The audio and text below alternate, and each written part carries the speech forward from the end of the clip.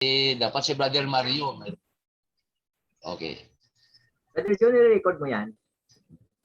Oh. Yes, Brad. Naka-record ba yung Brother John? Yes, Brad. Tayo po ay nasa lesson 4. Ito po ay yung pag-aralan natin ngayong gabi. At ang dapat ating talakayan ay 4 na mga bagay na kung saan ay napatungkol doon sa iglesia ng ating Diyos, Panginoon. Ang una, ang iglesia, the church in purpose. Pangalawa, the church in prophecy. Pangatlo, the church in preparation and the church in perfection. Ito pong 4 ang ating talakayin sa gabing ito. At maganda ito kasi talagang plinano ito ng Diyos. Bago man nangyari ng mundo, nakaplano na pala ito, yung kanyang iglesia. Kaya tatalakayin natin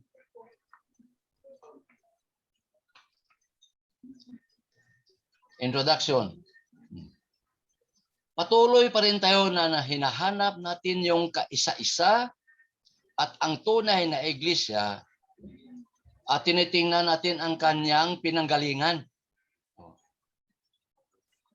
When did it begin? Kailan ito nagsimula? Where did it begin? Saan ito? At kanino ito itinayo?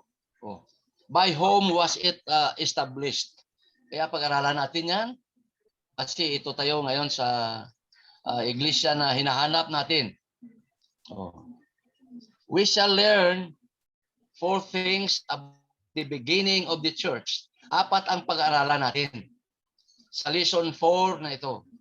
Ang una, the church was purposed by God from the beginning of time. Pangalawa, the church was in Old Testament. Pangatlo, the church by John and by.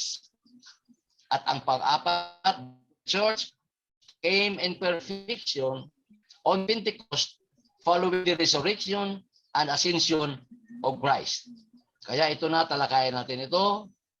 The purpose of the Bible is to reveal God. Yan ang ginawa ang Biblia para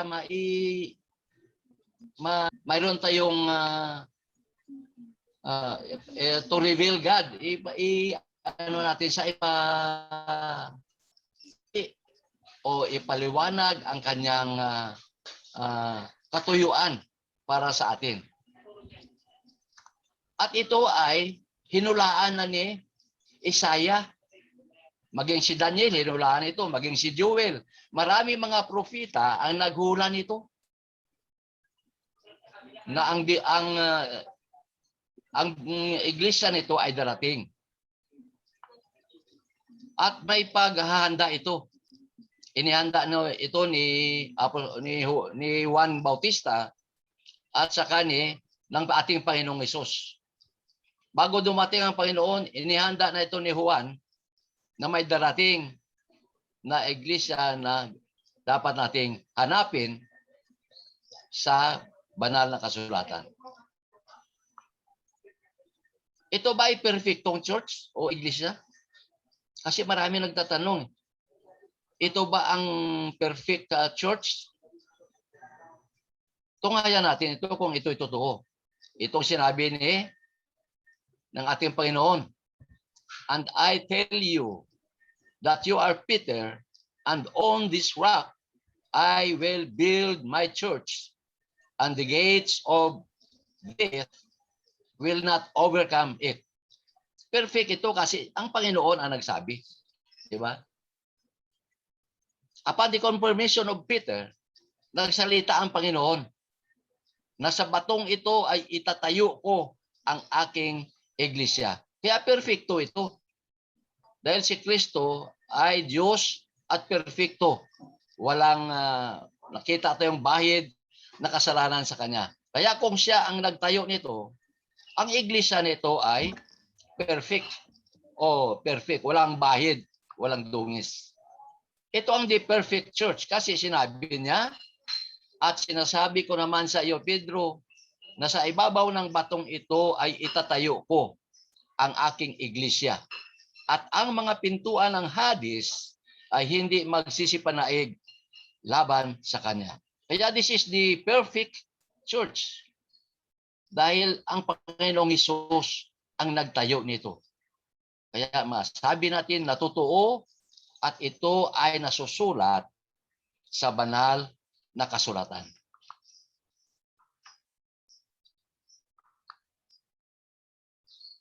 Ang unang talakayan natin ay the church was purposed by God.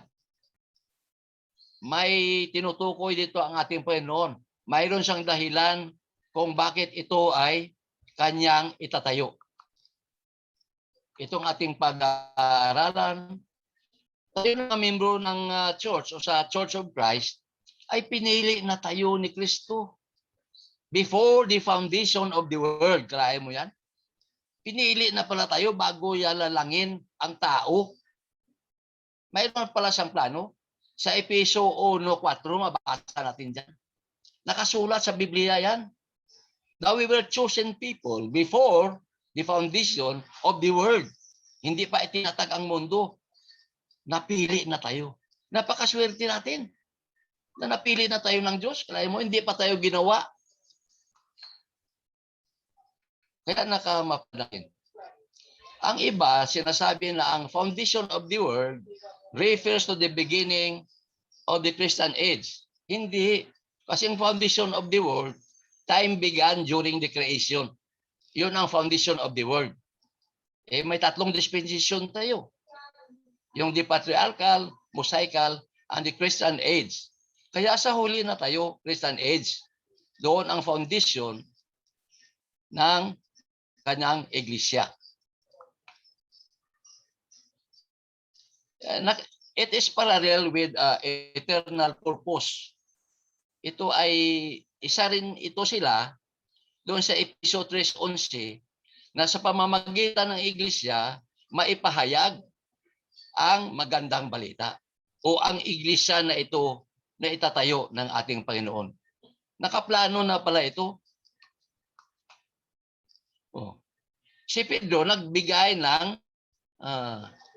pagpilian ng foundation of the world at the last times, the Christian dispensation. Foundation, yung pagsimula ng paglikha ng mundo, at ang the last times ay yung Christian dispensation. Sa 1 Pedro 1:20. Mabasa natin mamaya yan sa Biblia. At ang Panginoon din, Jesus equated, parang hinalintulad na rin ito sa foundation of the world, ang panahon ni na Abel, panahon ni na Adan, at panahon ni Eve. Ito pa, ng creation ito. Sa Luke 11:50-51, si Jesus na nagpatunay nito ng foundation of the world during the creation. Yung nagtuturo na mga iglesia na ang iglesia ay isang bagay lang ito na parang pinagbulay-bulayan lang, at ang kaharian na ito ay parang hindi totoo ang turo nila. May mga nagtuturo na ganyan. They are clearly mistaken. Dahil nakasulat na ito, nakaplano na ito bago manlalangan ang mundo. Kaya we were chosen in Christ before the foundation of the world. Napili na tayo sa sinabi ko kanina. Kaya tunghayan natin kung anong sinasabi ng banal na kasulatan. Makikita natin dyan, nasusulat. Bro, ayon sa pagkapili niya sa atin, sa kanya, bago itinatag ang sanglibutan, upang tayo'y maging mga banal at mga walang dungis sa harapan niya sa pag-ibig. So, pinili na pala tayo. Ayon sa pagkapili niya sa atin bago itatag ang mundo. Kaya bago lalangin ang tao, napili na tayo ay maging sa kanyang iglesia. Napakaganda ito. Na tayo pala ay pinili na ng Diyos bago niya lalangin ang tao.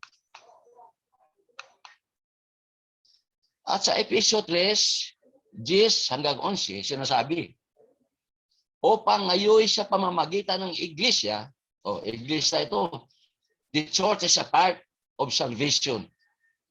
Iglesia na ito ay maipakilala sa mga pamunuan at sa mga kapangyarihan sa pangkalangitan ang kapuspusan ng karunungan ng Diyos. Kaya sa pamamagitan ng kanyang iglesia, maipaalam natin ang kanyang kapuspusan at karunungan. Ayon sa panukalang walang hanggan. Itong walang hanggan, before creation ito. Because time began during creation. Ito walang hanggan pa eh. So meaning to say, na ito ay pinanukala na nang wala pa ang mundo. Na ipinanukala kay Kristo Jesus na Panginoon natin. Kaya dumating na ang Panginoon. Tayo ang nasa iglesia ay ang binigyan ng karapatan upang maipakilala ang kanyang karunungan at kapuspusan. Tayo na mga nasa iglesia. Dahil pinili na tayo na tayo magdala nito. Ano pa rin sabi ng banal na kasulatan? Sa 1 Pedro 1:19, kundi ng mahalagang dugo, gaya ng sa kordirong walang kapintasan at walang dungis, sa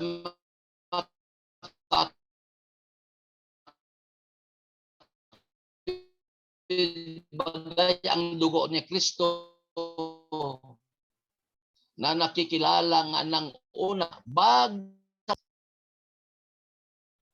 alam mo yan? Mayroon na palang papatay yun na kordiro. Ano na itatag ang mundo. Kaya nakaplano na pala lahat yung kanyang iglesia. At napakaswerte natin na tayo ay kasama sa kanyang plano. Paano naman yung iba na hindi kasama sa plano? Kaya iyan ang ating bigyan ng pansin upang sila ay makasama din sa plano. Tayo ang inasahan ng Panginoon upang maipahayag ang kanyang karunungan at kapuspusan sa mga tao ito sa pamamagitan ng kanyang iglesia. Kaya sabi pa ng Biblia, sa Lucas 11:50 at saka 51, upang hingin sa lahing ito ang dugo ng lahat ng mga propeta na ibinubuo, buhat ng itatag ang sanglibutan. Mula sa dugo ni Abel hanggang sa dugo ni Zacarias na pinatay sa pagitan ng dambana at ng sanktuaryo. Oo, sinasabi ko sa inyo na ito'y hihingin sa lahing ito. Sinong lahing ito? This is not the church. And it will be established in the last day.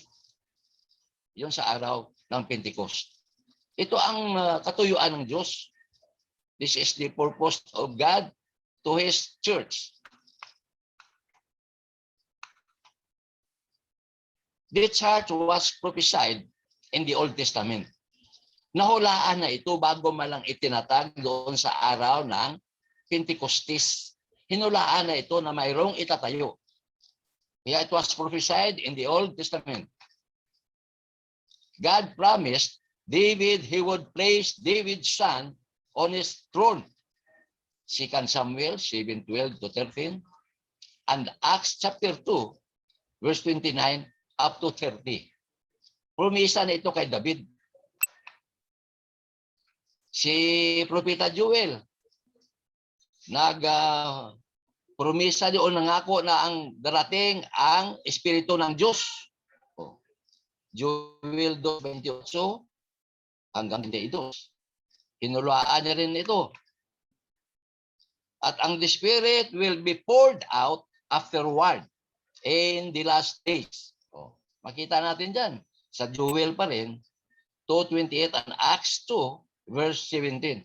In the last days, yan ang mga hula nila. At sinasabi pa, whoever would call on the name of the Lord would be saved. Jewel pa rin. 32 at saka sa Gawa 2:37 hanggang 38.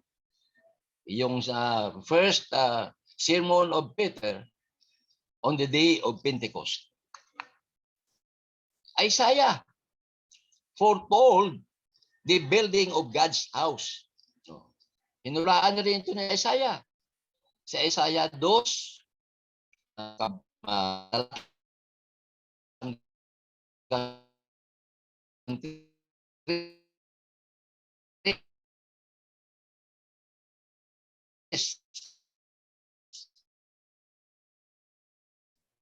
hinulaan niya ito. At siya, hinulaan na rin ito. At ang bahay ng Panginoon o ang iglesia ay maitayo. Itayo ng ating Panginoon. At ang lahat na bansa ay pupunta dito. Lahat na bansa. Di ba sabi doon sa Great Commission? Sinabi na sa lahat na bansa, turuan natin. At ang salita ng Panginoon ay manggagaling doon sa Jerusalem. Hinulaan din ito sa Acts 1:8. Kaya tunghayan natin ang Biblia. Kung anong sinasabi dito. Seeing Jesus through the Old Testament. Sa Old Testament nandoon ang Panginoon. Genesis yan, the book of beginning. Si Jesus doon, nandoon na sa lumang kasulatan. At ang sinasabi ng kasulatan, Biblia, sa 2 Samuel, Kabanata 7, talata 12 hanggang 13. Ito ang sinasaad ni Samuel. Pagka ang iyong mga araw ay naganap, at ikaw ay matutulog na kasama ng iyong mga magulang, aking ibabangon ang iyong binhi pagkatapos mo na magmumula sa iyong tiyan at aking itatag ang kanyang kaharian. Kanyang ipagtatayo ng bahay ang aking pangalan at aking itatatag ang luklukan na kanyang kaharian magpakailanman. Ito na po yung iglesia. Itatag ito. Itatatag ng Panginoong Diyos ang iglesia na ito. Kaya ito, ayon sa mga hula at sinasabi ni 2 Samuel. At sabi pa rin ng banal na kasulatan, Kabanata 2, talata 32, ang sinasabi, at mangyayari na ang sinumang tumawag sa pangalan ng Panginoon ay maliligtas. Sapagkat sa bundok ng Sion at sa Jerusalem, duroon yaong nangatanan, gaya ng sinabi ng Panginoon. At sa nangalabi ay yaong mga tinatawag ng Panginoon. At ayon pa rin sa banal na kasulatan. Sa mga gawa, Kabanata 2, talata 17. At mangyayari sa mga huling araw, in the last days, ito ang mangyari. Sabi ng Diyos, na ibubuhos ko ang aking espiritu sa lahat ng laman at ang inyong mga anak na lalaki at babae ay nang huhula at ang inyong mga binata ay mga kakakita na mga pangitain at inyong mga matatanda ay magsisip panaginip ng mga panaginip. Ito na po ang palatandaan na ang kanyang iglesia, tayo ang kanyang gagamitin upang maipahayag ang kanyang kapuspusan at ang kanyang karunungan sa mga huling araw. Ito na ngayon ang huling araw.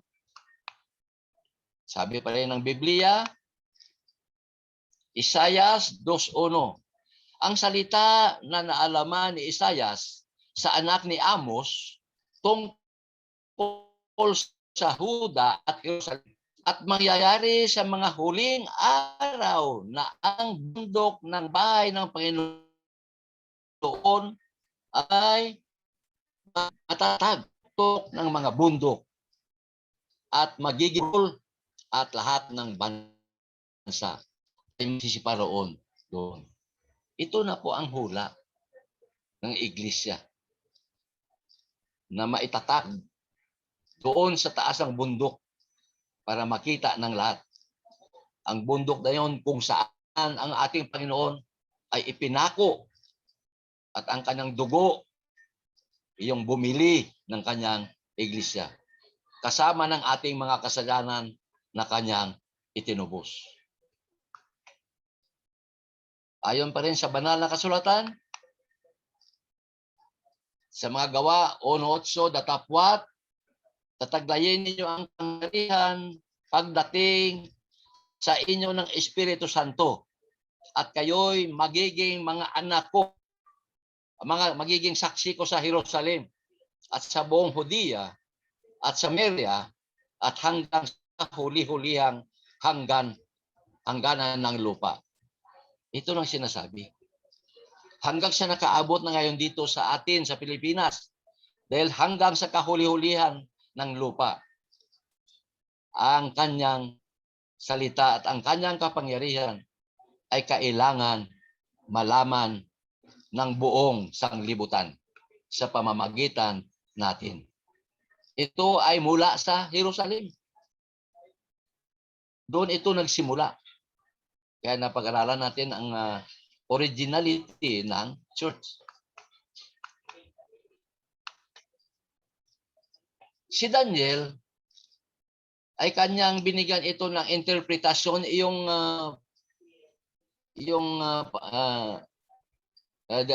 Nebuchadnezzar's dream, yung panaginip. Dito sa Daniel Kabanata 2, talata 31 hanggang 45. Si Nebuchadnezzar, mayroon siya nakita na malaking imahe na nakita niya na may 4 na iba't ibang elemento. Ito ang kanyang panaginip. Nakita niya ito.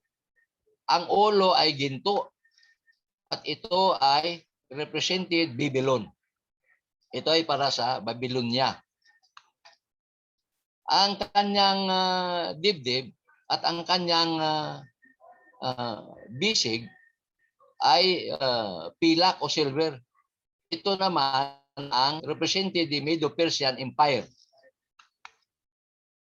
At ang kanyang tiyan at ang kanyang mga hita ay tanso o brass, represented the Great Macedonian Empire. Alexander the Great na po yan. At ang kanyang mga paa ay bakal. Ang kanyang binti ay bakal at ang kanyang paa ay bakal din na may kasamang lupa, clay, represented the Roman Empire. At saka sa huling araw ng mga hari, ito po ang pamumuno ng Roma na ang Panginoon ay magtayo ng kanyang kaharian na hindi ito that would never be destroyed. Hindi ito masira na hinulaan na doon ni Daniel sa Kabanata 2 at talata 44. Ito na yung iglesia na itatayo ng ating Panginoon in the days of these kings.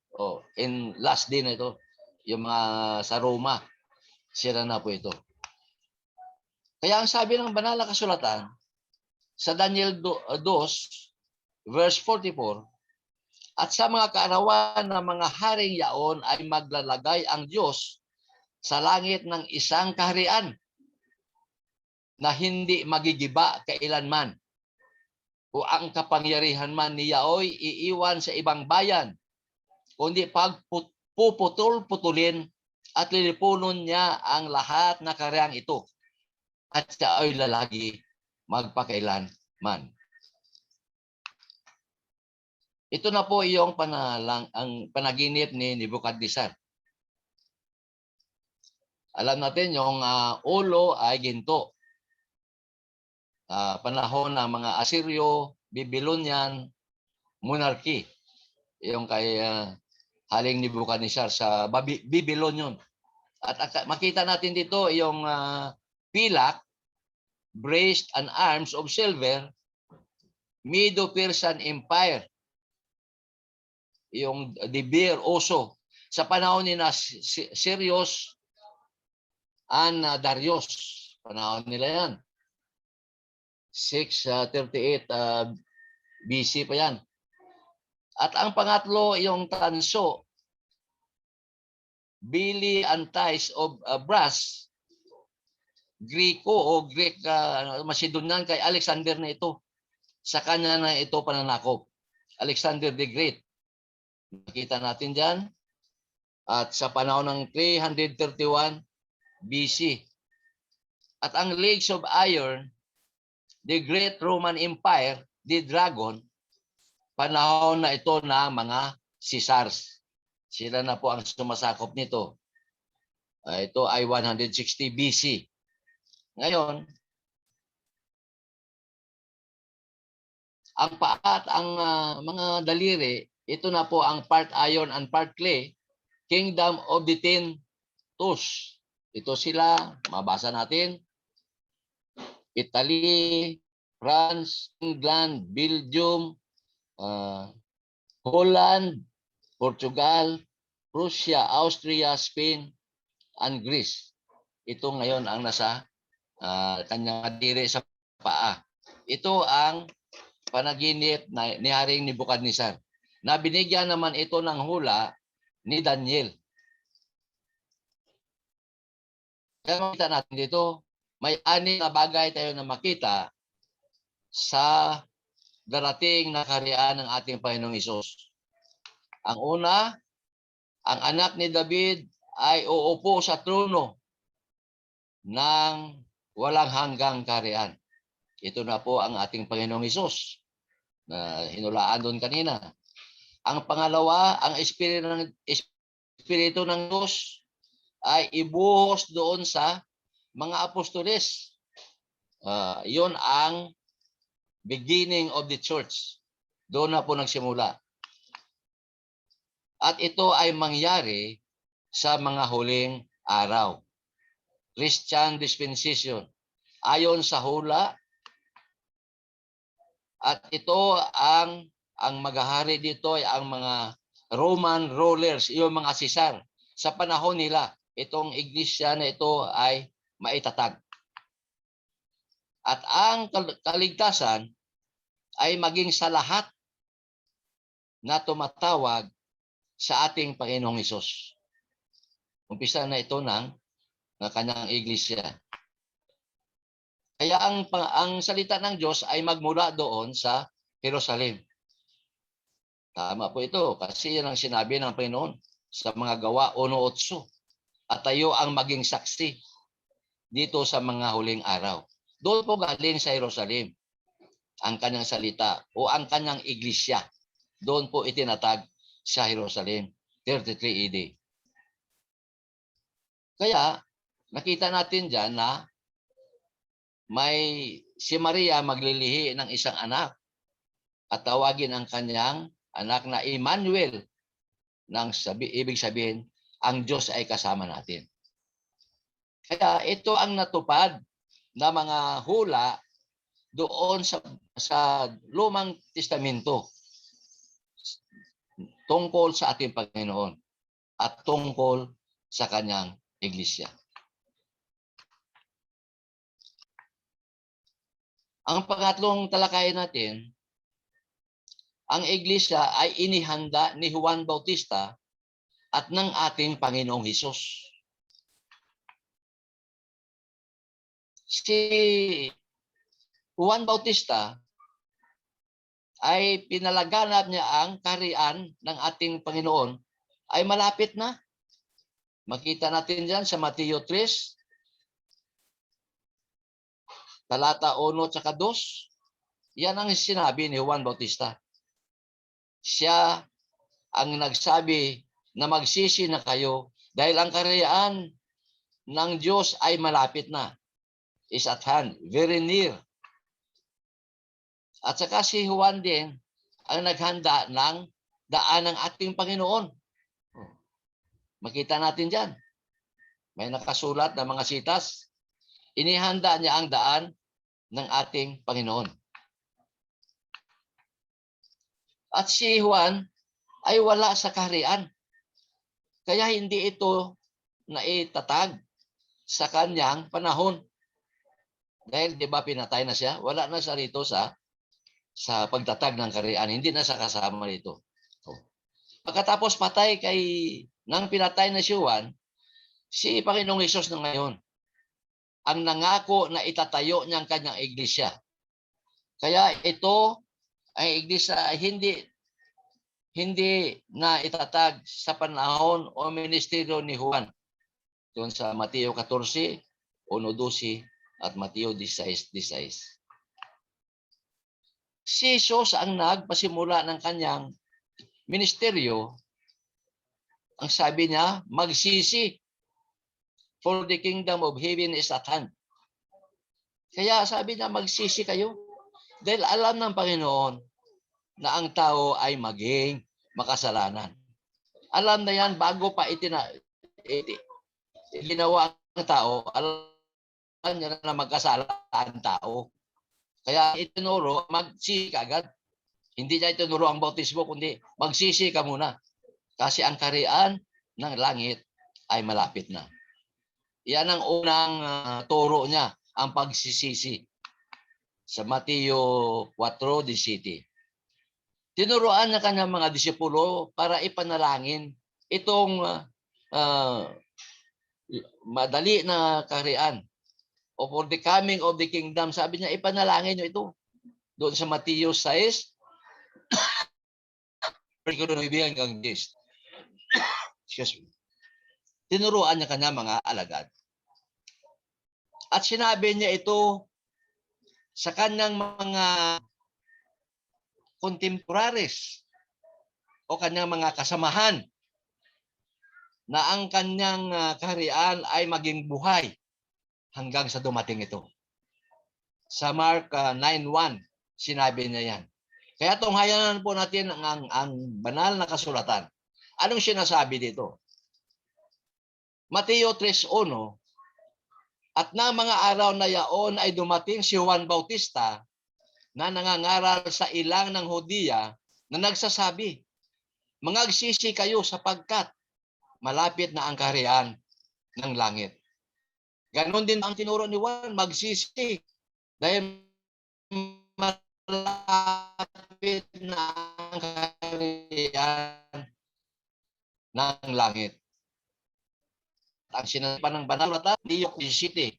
Mula noon ay nagpasimulang mangaral sabi na magsisi kayo sapagkat malapit na ang kaharian ng langit. Ito ang kanyang pangangaral.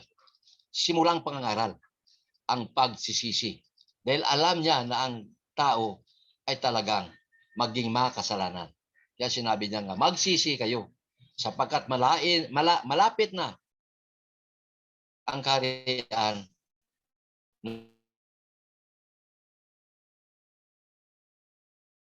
ng langit. Sa Marcos Kabanata 1, at sinabi na kanila, katotohanan sa inyo, ilan na nangakatatayong ito, hang makita nila ang kaharian ng Diyos na dumarating na may kapangyarihan. Kaya marami dyan, di ba? Sa 1 Thessalonica 4:17, na pagdating niya, ang namatay ng una kay Jesus ay yon ang buhayin. At tayo na mga buhay ay kanyang aagawin tayo sa alapaap. But before that, our physical body will be changed into immortal bodies. Sa 1 Corinthians chapter 15, from 53 going down to 57. Palitan ito ang ating katawan ng immortal o spiritual. Dahil hindi ito makakyat sa langit ang physical natin. Bago tayo humarap sa hukuman, papalitan tayo ng ating mga katawan. Ayon sa sinulat ni Apostol Pablo, doon sa 1 Corinto, kabanata 15 at talata 52 hanggang pababa. Iyon po ang sinasabi. We will be changed into spiritual body. Ito na po si Juan Bautista, di ba? Yung kanyang pagkain dyan, ayon sa description, ay apan at ang pulot o yung dugos na mga pukyutan, yung pagkain niya. Inihanda niya na ang kaharian ng ating Panginoon. Sabi niya, mangagsisi kayo dahil malapit na ang kaharian ng Diyos. Yan si Juan Bautista. Pero bago itinatag ang kaharian, siya po ay ikinulong at pinatay doon ni Haring Herodes.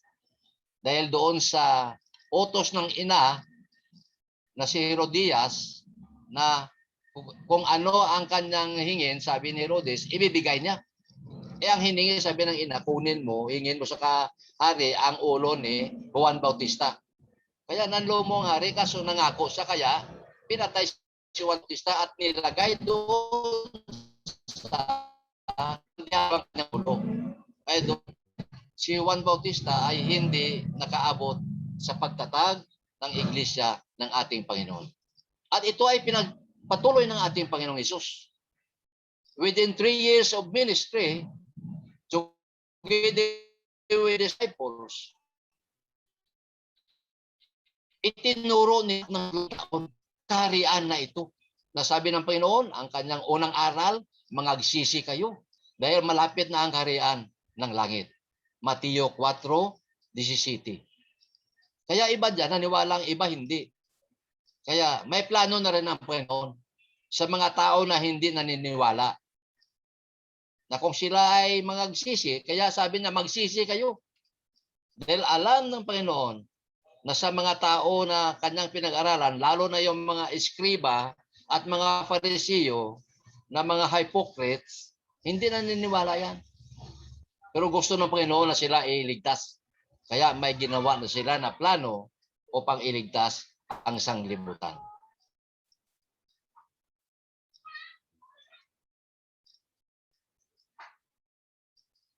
Pagkatapos ng kanyang pagkabuhay muli, sinabihan ng kanyang mga alagad na mag-antay doon sa Jerusalem. Sa mga Gawa 1:4-8. Ito napakita na siya sa kanyang mga alagad. Nabuhay na siya pagkatapos ng 3 araw. At nagpakita sa kanyang mga alagad. Iyon ang kanyang sinabi. Sabi niya, kayo ay bautismuhan ng banal na espiritu. Sa mga apostolis lang ito, sila ay bautismuhan sa banal na espiritu. Ito ang sabi ng ating Panginoong Diyos. At sabi niya, kayo ang maging saksi ko sa buong mundo. Ito ang kanyang sinabi sa kanyang mga ilagad. At ang kaharian ay darating na may kapangyarihan. Sa kay Marcos, kabanata 9, talata 1. At ang kapangyarihan ay darating pagdating ng banal na espiritu. Dan magsimula ang kapangyarihan sa Gawa, kabanata 1 at talata 8 at kabanata 2 hanggang pababa na mga talata. Kaya, ang kaharian ay darating kung ang banal na espiritu ay aabot na doon sa mga apostolis. Dahil iyon ang magbibigay ng power na ipinangako ng ating Panginoon. They will be baptized by the Holy Spirit. Doon na sa at kanyang alagad. Kaya po, tunghayan natin ang banal na kasulatan, ang Biblia. Kasi ang Biblia, salita ng Diyos, at eskriba man, parisiyo ka man, para tunghayan na po natin kung anong sinasabi rito. Sa aklat ng mga gawa, 1, mula 4 hanggang 8. At sinasabi dito, at palibhasa'y nakikipagpulong sa kanila, ay nagutos kanila, huwag silang magsialis sa Jerusalem, kundi hintayin ang pangako ng Ama na sinabi niyang narinig ninyo sa akin. Sa nasihuan ay nagbautismo ng tubig, tapwat ayo'y babautismuhan sa Espiritu Santo na di na malalaunan pa. Tinanong nga siya nila ng sinay nagkataon na nagsasabi, Panginoon, isasauli mo baga ang kaharian sa Israel sa ito? Tahong mga bahagi ng panahon na itinakda ng Ama sa kanyang sariling kapamahalaan. Datapwat, tatanggapin ninyo ang kapangyarihan pagdating sa inyo ng Espiritu Santo at kayo'y magiging saksi ko sa Jerusalem at sa buong Hudiya at Samaria at hanggang sa kahuli-hulihang hangganan ng lupa. Kaya ito ang pangako ng ating Panginoon. Ito sa mga gawa 1 kasi ay doon na natupad sa gawa kabanata 2. Tunghayan natin ang sinasabi. At sa mga gawa 2, 1 hanggang 3, ito na ngayon. At nang dumating ang araw ng Pentecostes, silang lahat ay nagkakatipon sa isang dako. At biglang dumating mula sa langit ang isang ugong na gaya ng isang humahagibis na hanging malakas. At pinuno ang buong bahay na kanilang kinauupuan. At sa kanila ay may napakita mga dilang uwis ng apoy na nagkabahabahagi at dumapo sa bawat isa sa kanila. Ito na po ang baptism of the Holy Spirit. Doon lang po yon sa mga alagad. Hindi po tayo kasama doon. The Holy Spirit is indwelling us. Hindi tayo binautismuhan sa Espiritu Santo na tulad ng binautismo doon sa mga apostoles. Kaya ito ang natupad na. Sabi ng Panginoon, dumating na. Kaya nagkaroon na ng kapangyarihan.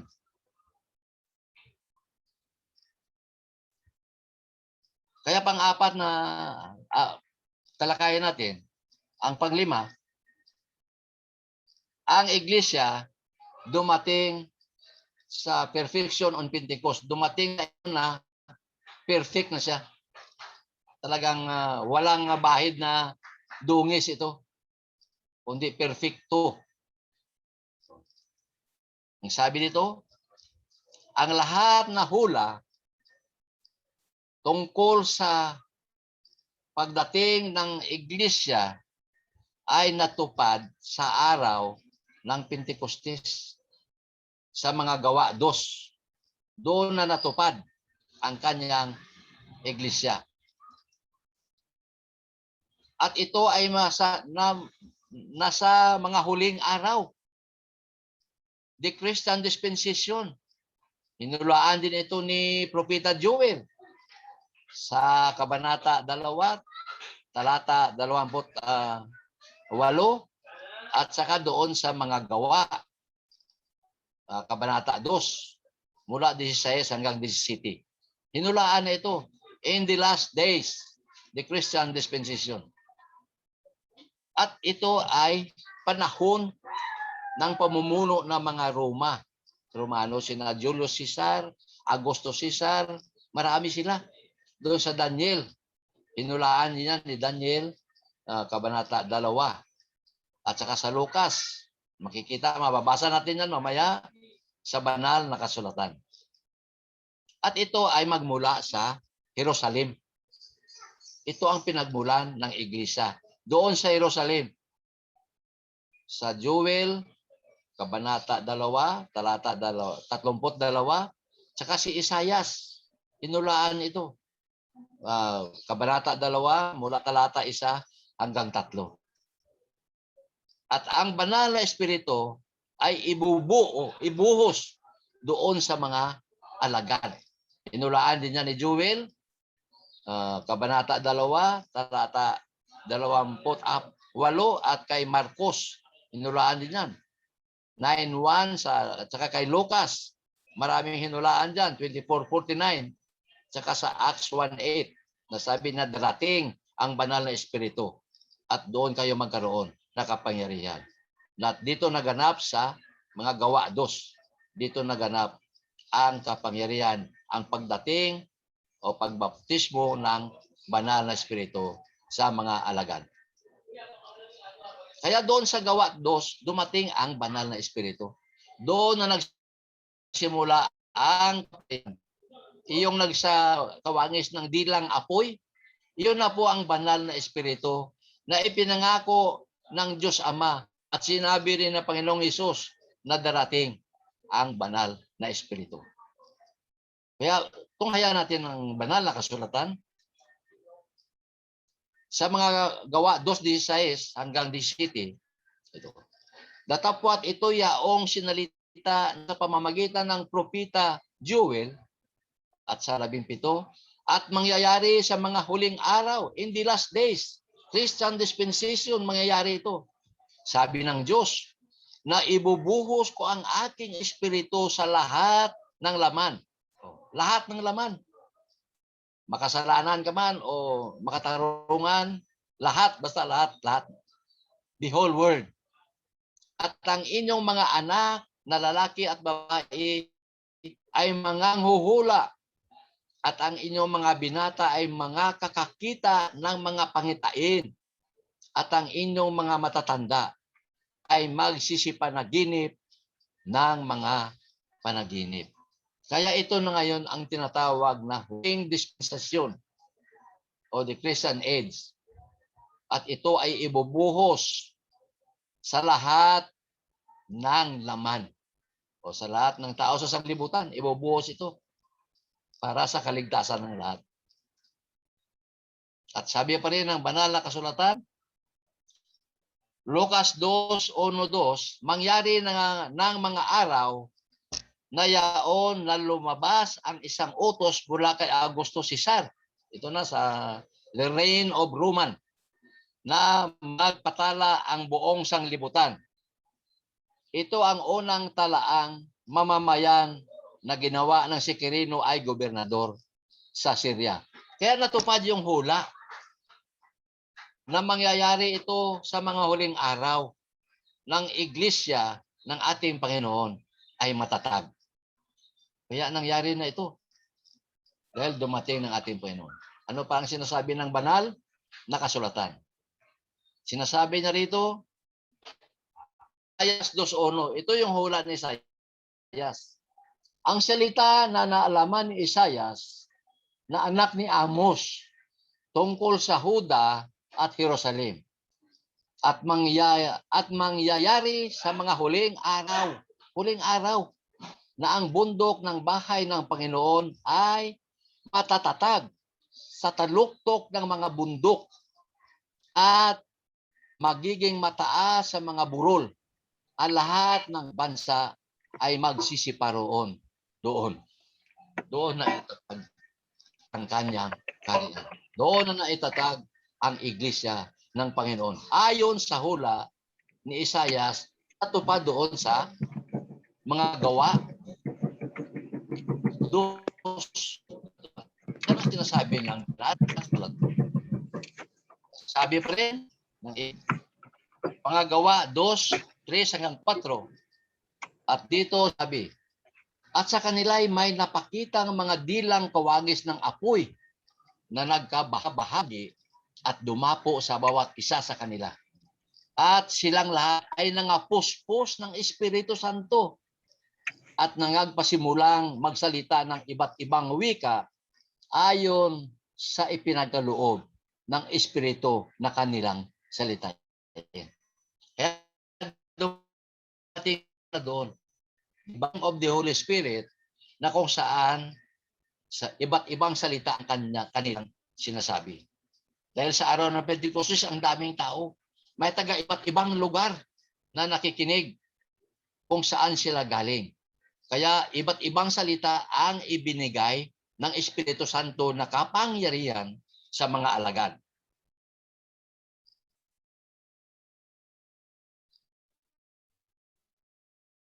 Kaya natin dyan na ang anak ni David na si Kristo ay maghahari sa kanang kamay ng ating Diyos. Pabasa natin sa 2 Samuel 7:12, Mateo 1:6, Lucas 3:23, 31 at Gawa 2:30-31. Yan ang mga sinasabi at puntahan natin mamaya ang banal na kasulatan. Ang kaligtasan ay para sa lahat, available to all who called upon the name of the Lord. Para sa lahat yan, basta tawagin mo kanyang pangalan. Dahil iyan ang hinulaan sa lahat ng kinapal. Gusto ng Diyos na iligtas ang lahat ng tao. Kaya bumaba siya para iligtas at hanapin yung mga nawawala sa sanglibutan. Sa Lucas 19:10. Mabasa natin yan. At ang salita ng Diyos ay magmula sa Jerusalem hanggang sa kahuli-hulihang sulok ng mundo. Hinulaan din niya ni Isaias, Kabanata 2, Talata 3, at saka sa Marcos 16:15, sa mga Gawa 1:8, sinabi yan na magmula sa Jerusalem, gawin ko kayong mga saksi. At saka Colosas 1:23. Nakikita natin, punta natin mamaya ang banal na kasulatan. Kaya ang iglesia ng Diyos ay nagsimula doon sa araw ng Pentecostes. Acts 2:41 na may 3,000 souls were added into His church. At araw-araw sa verse 47, araw-araw idinadagdag ng ating Panginoon yung mga naliligtas. Kaya ito ang sabi ng banal na kasulatan. Mga Gawa 2:37, nang marinig nga nila ito ay nangasasaktan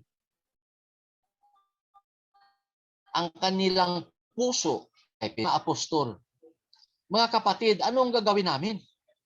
At sinabi sa kanila ni Pedro, mangagsisi kayo at mangagbautismo ang bawat isa sa inyo sa pangalan ni Jesucristo sa ikapagpatawad ng inyong mga kasalanan. At tatanggapin ninyo ang kaloob ng Espiritu Santo. Ang unang sermon ni Pedro doon sa araw ng Pentecostes ay yung tungkol kay Kristo na kanilang pinatay at kanilang ipinako sa krus na hindi nila alam na iyon pala tagapagligtas sa kanila at mga lahat ng tao sa sanglibutan. Kaya na madinig nila ito, ito pala ang Kristo na siyang magbigay ng kaligtasan para sa lahat. Kaya nagtanong sila, anong gagawin namin? Kaya ang sagot ni Pedro, magsisi kayo at mangagpabautismo ang bawat isa sa inyo sa pangalan ni Jesucristo para sa kapatawaran ng kasalanan. Kaya at that day, 3,000 souls were added into His church. Siya ang nagdagdag yan, hindi si Pedro. Si Pedro ginawa lang instrumento upang ipaalam sa kanila ang Kristo na darating. Siya ang tagapagligtas. At ang Kristo na magtatayo ng kanyang iglesia at idagdag ang mga tao na nangaligtas. Kaya sa iglesia, pag nasa loob ka na ng iglesia, ligtas ka na. Dahil idinagdag ka na ng Panginoon.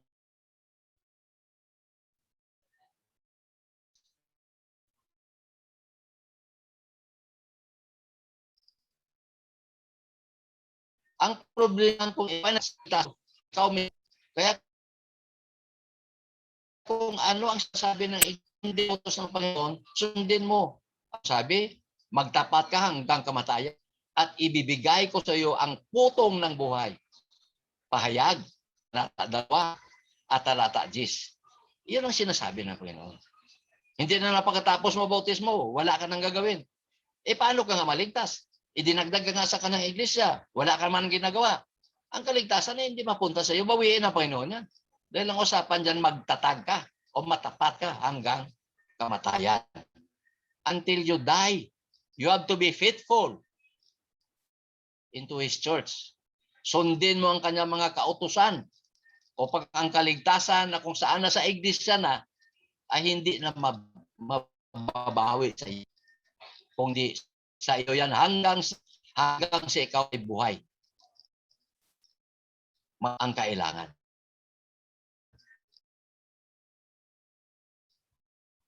Tayo magkaroon dating ano pa na nakasulat agawa 8 noon ninyo ang pagdating ng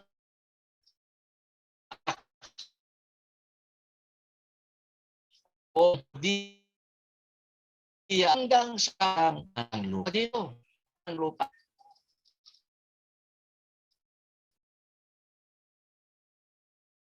at isa-isa iglesia ano ito Dati kang signal. inihanda na at ito ay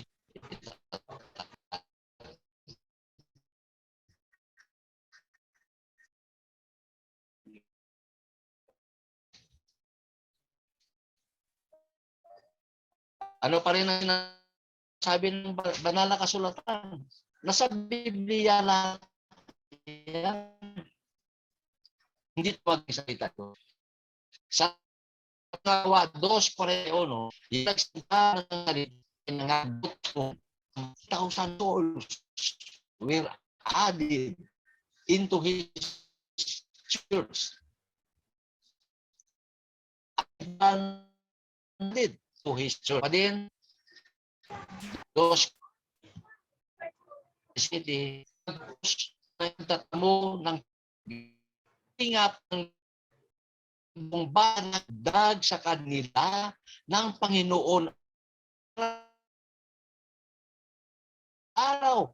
Yaong nang Tagaytay, sa Batangas, sa Gatsan, ang Panginoon ginamit lang instrumento, sir, pero ang nagdaragdag kanyang iglesia. Nangaligtas. Nangaliligtas. Kaya hawakan mong kaligtasan na yan. Dahil sa loob ng kanyang iglesia, nandyan ang kaligtasan. Dahil siya mismo ang nagdagdag sa iyo. Kaya hawakan natin tapat ang pagtapos. Sa conclusion natin, makita natin dito, ang iglesia ng Panginoon ay nagsimula sa Jerusalem sa unang araw ng Pentecostes, pagkatapos mabuhay ni Kristo.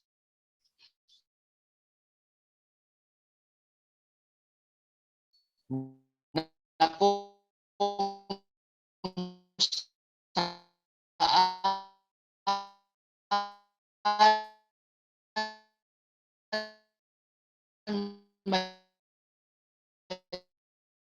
3,000 kaluluwa nagsisisi at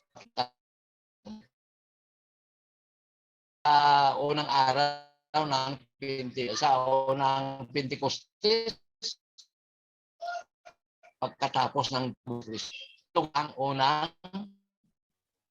idinagdag sa